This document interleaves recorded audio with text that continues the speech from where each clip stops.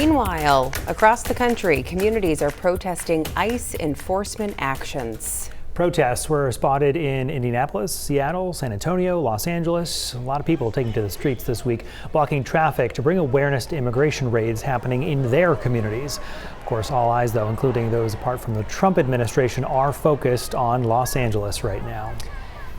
As ICE protests continue across the country, criticism of the president's response in Los Angeles is ramping up. As Washington readies for his military parade, lawmakers from both parties questioning the optics of this event and the hefty price tag. Ryan Nobles reports from Washington. Across the country, thousands are turning out to protest deportation raids, with hundreds leaving in handcuffs. Overnight, demonstrations turning violent in Washington state. Police using flashbangs to disperse crowds. The protests, which began in Los Angeles, now spreading coast to coast.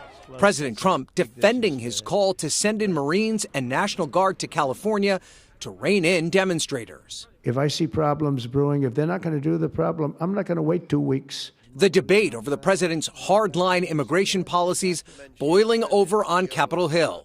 Today, Democratic governors from states with sanctuary cities sparring with lawmakers on how they're managing an influx of undocumented migrants. Republicans going after their own state leaders. We deserve a governor who stands up for law-abiding New Yorkers. Rather than going after the viral moment, I suggest you look at the facts. The show of force in cities across the country happening as the nation's capital prepares for a military parade to mark the Army's 250th birthday, which also happens to be Donald Trump's 79th birthday.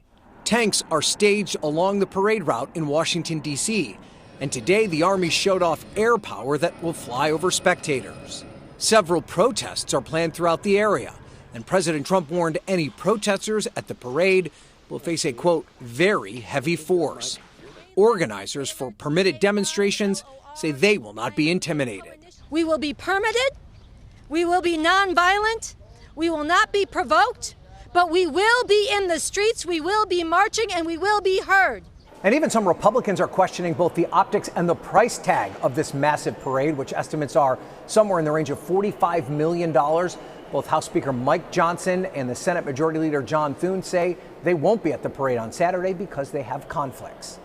Ryan Nobles, NBC News, Washington.